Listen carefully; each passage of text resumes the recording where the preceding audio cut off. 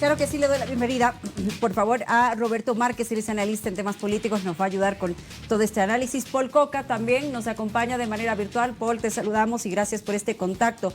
Martín Moreira, dentro del análisis económico, y por supuesto también estaremos conversando con la doctora Mayra Poveda, responsable del Centro de Atención de Casos de Acoso y Violencia Política de ACOBOL. Gracias por estar con nosotros. Inicio contigo, Roberto, por favor. ¿Cuál es el análisis general que tienes en torno a estas subnacionales? Buenas noches, Luciana. Buenas noches a toda la teleaudiencia de Bolivisión. ¿Sorpresivo, sí o no? Bueno, yo creo que ha sido sorpresivo el cansancio electoral que hemos tenido por un largo periodo electoral, tanto en la gobernación, en la primera elección presidencial, más su segunda vuelta, y obviamente lo que hemos visto en esta elección, muy poca campaña, la gente no conocía muy bien a sus candidatos, considerando al menos que en el caso de La Paz tenías 17 candidatos a alcalde y 19 a la gobernación. La gente recién el día domingo ha debido terminar de enterarse quiénes eran los candidatos al momento de abrir la papeleta, que era pues básicamente del tamaño de un mantel o de una sábana. Y a partir de eso, viendo a los más conocidos, ha terminado dando su elección. Paul, seguimos en este tema contigo. Buenas noches. La gran cantidad de candidatos a nivel nacional ha ayudado al elector, por supuesto es democracia, pero ¿ha ayudado, ha perjudicado o es lo que debería haber pasado desde hace elecciones atrás? Sin embargo, alguna hegemonía que se manejaba nos mostraba un número reducido de participantes antes. Hola, buenas noches, saludar a todos y cada uno de ustedes y los que nos están siguiendo. Y eso, que la papeleta tenía que ser más grande. ¿Por qué? Porque ADN fue inhabilitado a último minuto, UCS también, el Movimiento de Renovación Democrática Nacional Morena de Bacopa decidió no participar y ahí tenemos 3 partidos menos con sus diversos candidatos menos.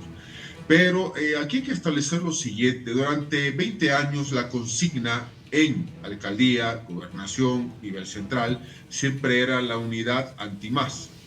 Cuando el MAS cae del poder y ya se sale del poder, ahí nos encontramos con la situación de, claro, ¿unidad para qué? No, cada uno compita por su lado y listo, nos veremos en algún momento. Y por eso es una excesiva cantidad, superior a la de 2015, por si acaso. Ojo, con el dato de 2015 solo eran 4 partidos que buscaban la alcaldía en la ciudad de La Paz. Entonces ahí nos damos cuenta que prácticamente todo el mundo decidió participar, todo el mundo decidió correr y las siglas eran las que más sobraban. Faltaban candidatos, sobraban siglas, paradójicamente. Ahora, esto nos está trayendo consigo problemas. ¿Por qué? Porque ante la situación de renovación que la gente expresó, salvo Cochabamba, salvo la ciudad de Tarija y otros lugares, claro, muchos tenían su respaldo. Y ahí tenemos, por ejemplo, Ciudad de La Paz, Ciudad del Alto, Asambleas Legislativas Departamentales, que no hay candidatos, salvo, por ejemplo, algunos escenarios como Santa Cruz de la Sierra, como Amén Saavedra, 10 concejales, que no tienen gobernabilidad, no tienen mayoría. Pero esto es lo que el escenario democrático en Bolivia, multipartidista, nos otorga. Ahora, Martín, contigo, por favor, a partir de este momento o a partir de lo que suceda después de la segunda vuelta, viene algo importante de lo que hemos estado hablando durante este tiempo, el 50-50, aguardando las elecciones subnacionales, la posesión de las nuevas autoridades. ¿Qué se viene ahora con este tema en el factor económico para el país? Antes de llegar, buenas noches, un saludo a todos. Hola, los panelistas y a todos ustedes, ¿no? ¿Cómo están? En primer lugar, antes de llegar al 50-50 tenemos que analizar algo de fondo y que, sí. Mira, hay 2 candidatos de alianza que están postulando la segunda vuelta para la gobernación y hay un tercero en Tarija, ¿no? Entonces, aquí va a pesar mucho las políticas económicas que dicta el gobierno en este tiempo. Si esto lo va a retrasar o lo va a adelantar. Si bien vemos que lo previsto por el Estado era hacer un nuevo ajuste en el tema de la gasolina, la pregunta es, ¿lo va a hacer o lo va a retrasar?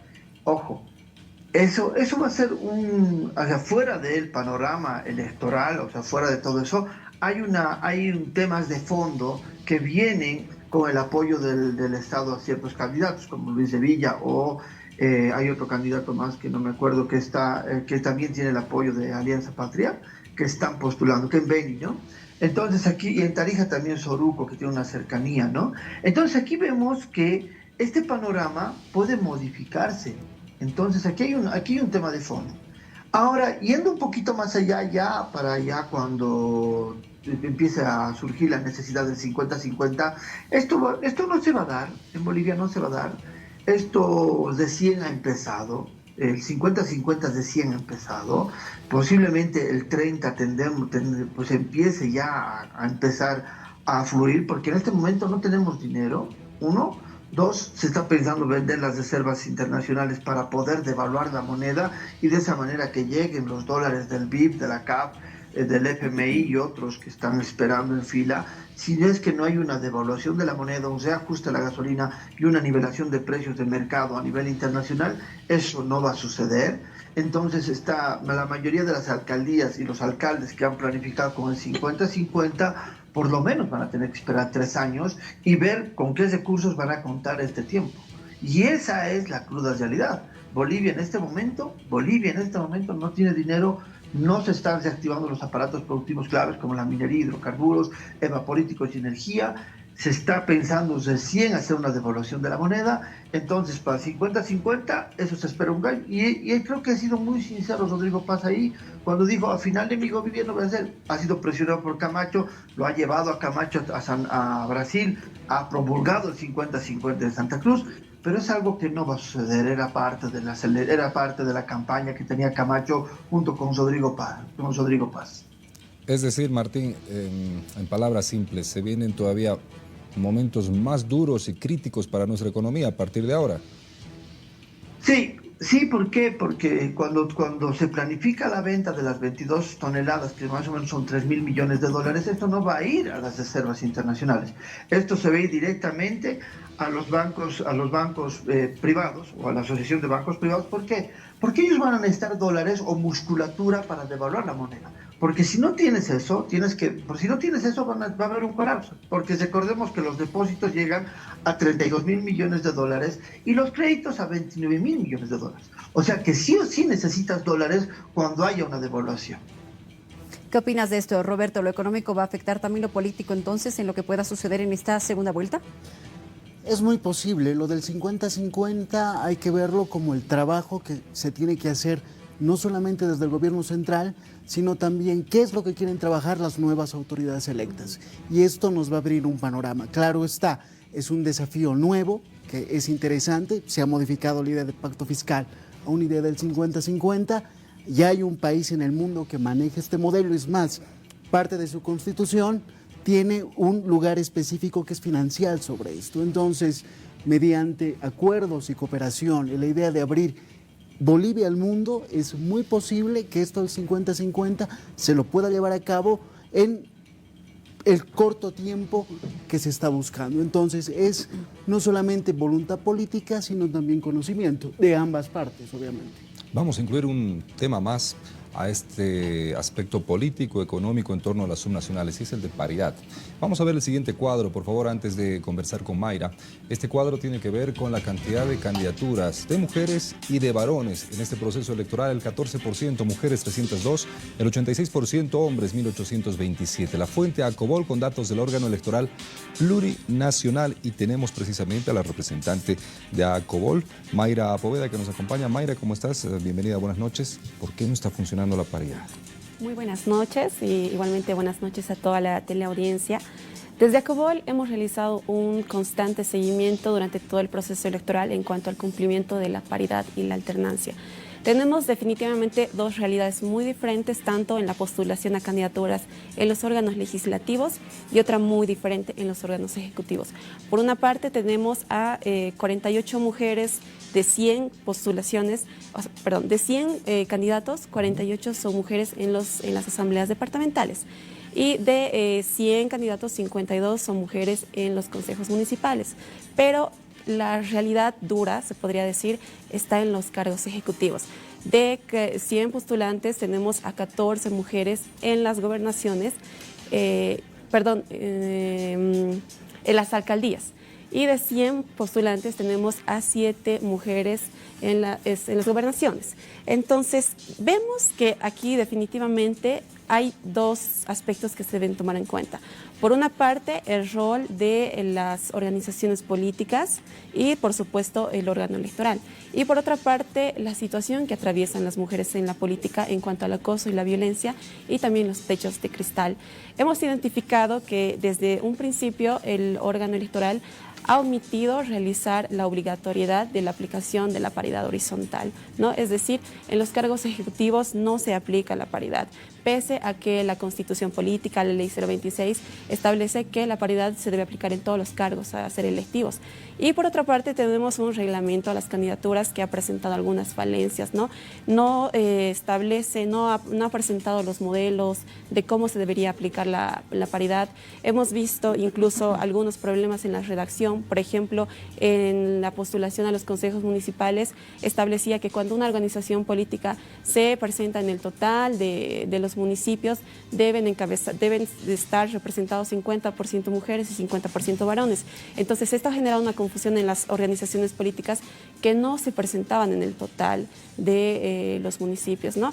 Entonces, también sin duda juegan un rol fundamental las organizaciones políticas, ya que al darles la libertad de poder elegir si poner a un hombre o a una mujer en la candidatura, en un espacio político, a los cargos ejecutivos, evidentemente optan por poner en estos cargos a los varones. Entonces, por otro lado, la realidad en cuanto al acoso y la violencia política, por lo general, frente a las mujeres, es una situación muy diferente cómo ellas atraviesan estas candidaturas, ¿no? Atraviesan por situaciones de presión, persecución, hostigamiento, amenazas, que no solamente las alcanza a ellas, sino también a sus familias, y esto hace en muchas ocasiones que ellas puedan dar un paso atrás y puedan renunciar a sus cargos o a los cargos que están ostentando. ¿Qué opinas de esto, Paul? Muy bien, lo primero es establecer lo siguiente. En el tema del Tribunal Electoral para la inscripción de candidaturas, hay un sistema que en teoría establece que se tiene que inscribir paridad de varones, mujeres en ciertos aspectos. Y hay pestañas para establecer qué cosa, si se inscribió o no. Pero ojo, este sistema, por si acaso, es solo para la inscripción de candidaturas, porque luego viene una fase 2, que es ahí el principal problema. ¿Cuál es? Las inhabilitaciones. Se inhabilitan y los partidos políticos, ¿qué es lo que hacen por lo general? No reemplazan más que los espacios que les interesan reemplazar, porque no están obligados a reemplazar. Por ejemplo, si te inhabilitan 6 mujeres y 3 varones, los partidos rehabilitan o inscriben 3 varones y no a las 6 mujeres en este ejemplo que estoy dando.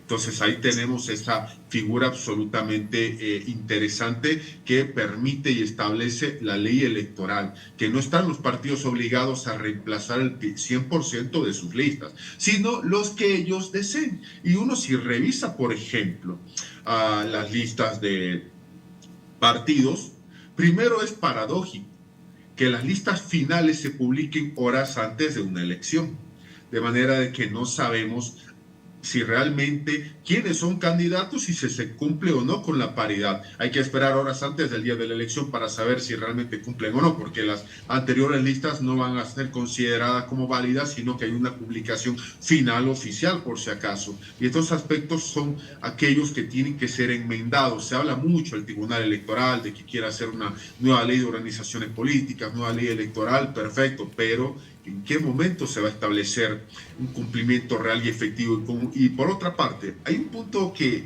los partidos ya tienen que empezar a tomar en cuenta para las elecciones 2030. ¿Cuál es? Ya hay sentencia constitucional que dice que a partir del 2030 el binomio presidente-vicepresidente tiene que ser mujer-varón o varón-mujer. No hay posibilidad de que ya sea de la siguiente elección, tomen nota, mujer-mujer o varón-varón, por si acaso. Ya eso lo ha establecido el Tribunal Constitucional, que permitió en su sentencia constitucional que en esta elección pasada, 2025, sea la última donde los partidos tengan dibujo libre en el binomio presidencial. A partir de la siguiente elección general, o mujer-varón varón-mujer. Va a ser la opción que los partidos van a estar obligados a presentar en cuanto al binomio presidencial. Bien, Roberto, ¿qué opinas de lo que decía Mayra, de la paridad? Bueno, para hablar del tema de la paridad, incluso de la participación política, tendríamos que ver datos, tanto en Bolivia como en la Argentina, el Brasil, el Congo, Rusia o la China. Del 100% de la población, entre el 3 y el 5% es la que se dedica o le presta atención a la política. ¿Y a qué me refiero con esto? No solamente estamos hablando del quehacer político como políticos o activistas, sino también periodistas y analistas. Aparte, la decisión de participar es altamente personal. Y esto también quiero hacer énfasis. La gente tiene muchas mejores cosas que hacer que participar de la política. Por ejemplo, esta semana, el jueves, juega la selección, que es mucho más importante que ver el tema político o ir a ver al poderoso Tigre que dedicarse a la política como tal. Hay muchas cosas mucho mejores que hacer, como incluso la idea de la subsistencia. Y esto es algo que debemos comprender. Vamos a pedirles unos segundos porque voy a mostrarles acá en nuestra pantalla los porcentajes que se han ido actualizando a las alcaldías de ciudades capitales más el Alto. Comenzamos por la ciudad de La Paz. Vamos a poner acá un poquito más grande para ver si alcanzan a ver. Ahí está. 23.4% de los votos, César Dockweiler, Innovación Humana. Seguimos con Cochabamba.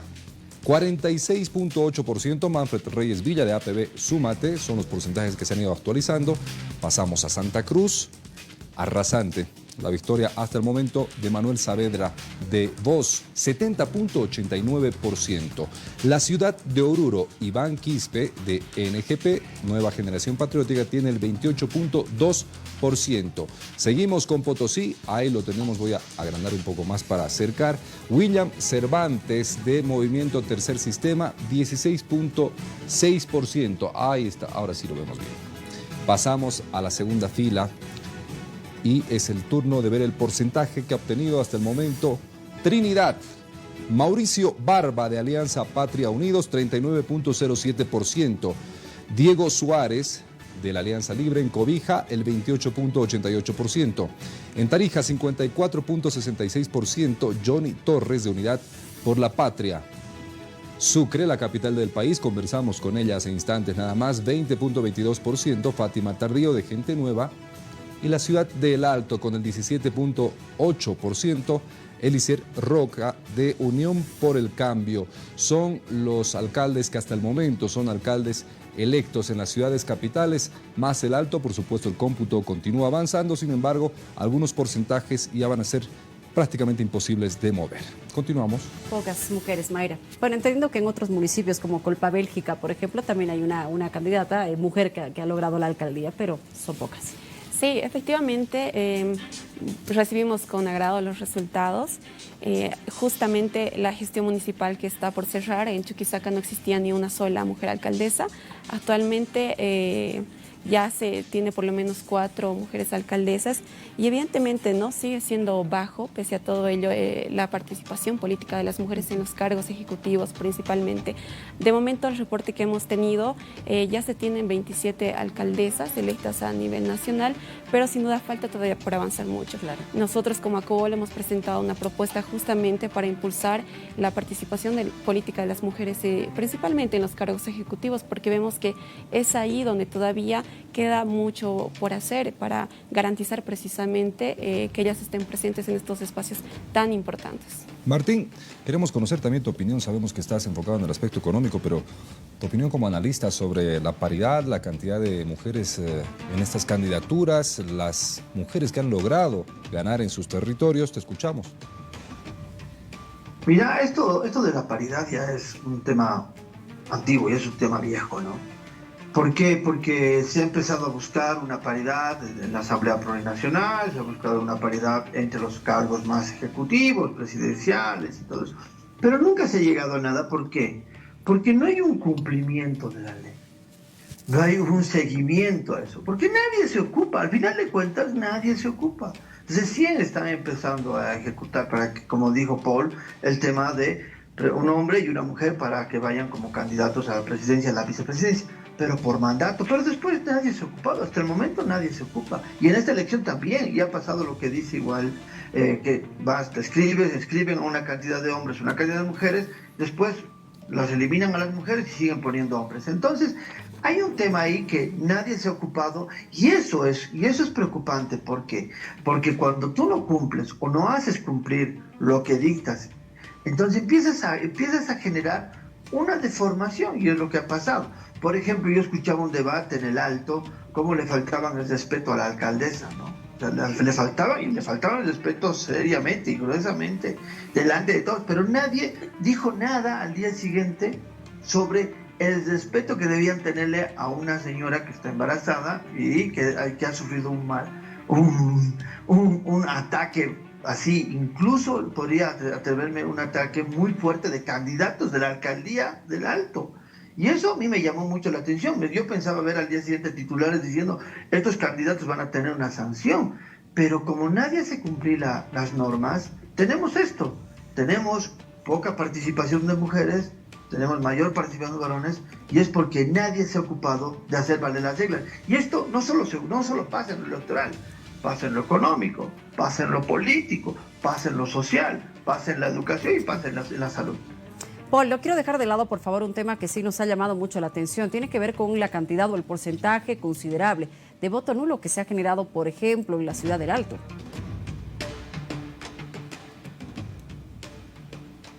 Paul.